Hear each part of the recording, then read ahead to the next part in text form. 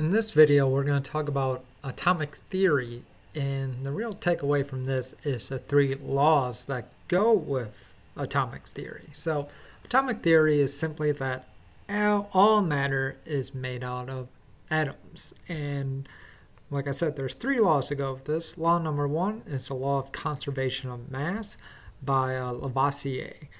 And this law simply states, in a chemical reaction, you cannot create or destroy matter. It just changes forms.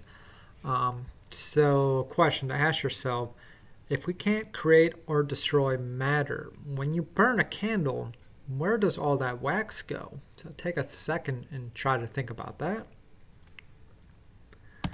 Well, what happens is when we burn a candle, we're taking the carbon in the wax and we're changing it into carbon dioxide, water, and just carbon soot.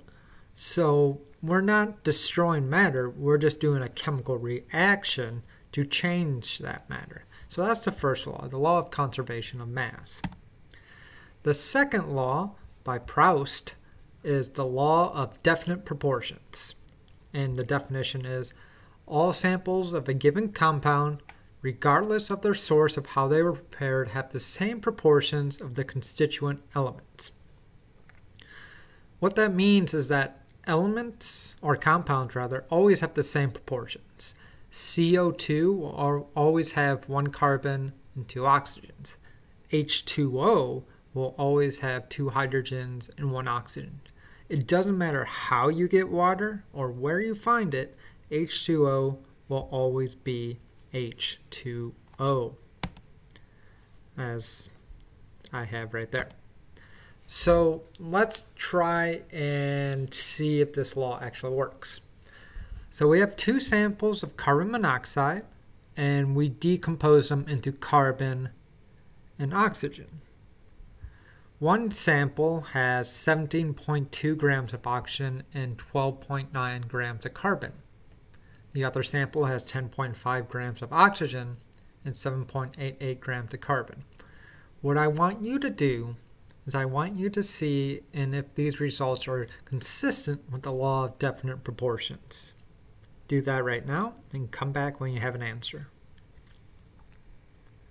All right. So let's see how we tackle this problem. So with all problems, I'll say what you want to do if you don't know where to start is just try and underline or circle the relevant data. So we have four numbers here, so those are probably relevant. Now sample 1, we know that for every 17.2 grams of oxygen, we got 12.9 grams of carbon. So let's divide the two. And what this means is that for every 1.33 grams of oxygen, we have 1 gram of carbon. So if the law of definite proportions is right, sample 2 should give us the same number. And it does. So sample 2, we have 10.5 grams of oxygen. We divide that by 7.88 grams of carbon, and we get 1.33 grams of oxygen per gram of carbon. And you could have done this the reverse way. You could have divided carbon by oxygen and carbon by oxygen in both samples, and you would have got a same number in sample 1 and sample 2. So as long as what you're doing is consistent with those samples, there's two different ways you could have solved this. But this is showing the law of definite proportions. No matter what, our carbon monoxide always has 1.33 grams of oxygen per carbon. Law of proportions. So that was the law of definite proportions. The next law is the law of multiple proportions, and that was by Dalton. So imagine we have two elements, element A and element B. These elements are forming different compounds. Now, in one compound, we can express the masses of element B that combines with 1 gram of element A. In both compounds we can do that. And we'll get a ratio for this. So what does that mean?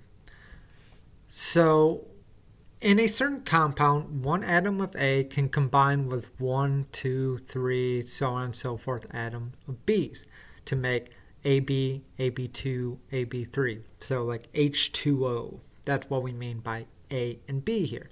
Notice I can never have A and B 1/2. It always is a full number of atom. I can't have half an atom. So let's say I have AB. Every time I make AB, the ratio of mass of B to A will always be the same. AB2 is that way too. AB3 is that way too. So if I compare AB to AB3, no matter what samples I look at, I'll always have 3 B's for 1 B. I know this all sounds very confusing, but let's look at an actual problem to try and see if we can make this work. So let's say we're working with carbon dioxide and carbon monoxide. So here, red oxygen, black carbon. Now, in carbon dioxide, we have 2.67 grams of oxygen will react with 1 gram of carbon. In carbon monoxide, 1.33 grams of oxygen will react with 1 gram of carbon. Let's ask ourselves if that makes sense. Carbon dioxide has 2 oxygens. Carbon monoxide has 1 oxygen. So in carbon dioxide, you have 2 times as many oxygens. So if you look at the weight, 1.33, 2.67, if you multiply 1.33 by 2, you get 2.66, but that's because I cut off due to rounding, so it'll be the same amount. So let's take a ratio of these two values. First, we have the mass of oxygen to 1 gram of carbon in CO2, which is 2.67 grams per every 1 gram. Now we can divide that by the mass of oxygen to 1 gram of carbon in carbon monoxide, which is 1.33 grams to 1. So we're dividing these two numbers, and when you do that, you get 2. Again, this is showing you there is always twice as much oxygen in carbon dioxide as there is in carbon monoxide. So let's actually do a problem to try and cement this principle. So here's your problem. We have the mass ratio of sodium to fluorine, which are just atoms, and sodium fluoride, which is our compound, is 1.21 grams of sodium for every 1 gram of fluorine. Now, we have a sample of sodium fluoride that produces 28.8 grams of sodium upon decomposition. Therefore, how much fluorine in grams was in that sodium fluoride? Take a second, try to figure this out, and come back when you have the answer. Alright, so let's try and think about this problem. This is really a conversion problem, which we dealt with in previous videos. So I'm going to bring back the train track method. So let's start with what we know. We know in sodium fluoride sample, we have 28.8 grams of sodium. Na is the element symbol for sodium. We know for the ratio, for every 1.21 grams of sodium, we have 1 gram of fluorine. That was given to us in the problem. F is the symbol for fluorine. Okay, so you see, it's just a conversion. So we take 28.8 multiplied by 1 divided by 1.21, and we get there are 23.8 grams of fluorine created if you create 28.8 grams of sodium. So that's how you use the law of multiple proportions in a problem sense. So we have 3 different laws for atomic theory, and we have 4 different parts for atomic theory. So here are the 4 parts, and this was created by Dalton in 1808.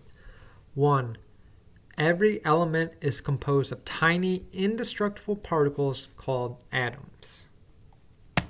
2. All atoms of a given element have the same mass and other properties that distinguish them from the atoms of other elements. That is, atoms of the same element are unique. So atom of oxygen and atom of sodium are different. Atoms combine in simple whole number ratios to form compounds. H2O, 2 hydrogens, 1 oxygen. Never half of an atom is used. And atoms in one element cannot change into atoms of another element. We cannot change an atom of sodium and make it gold, unfortunately. So in a chemical reaction, no atoms are actually changing. All we're doing is we're changing how atoms are bonded to each other. And that is atomic theory, and that's it for this video. See you in the next one.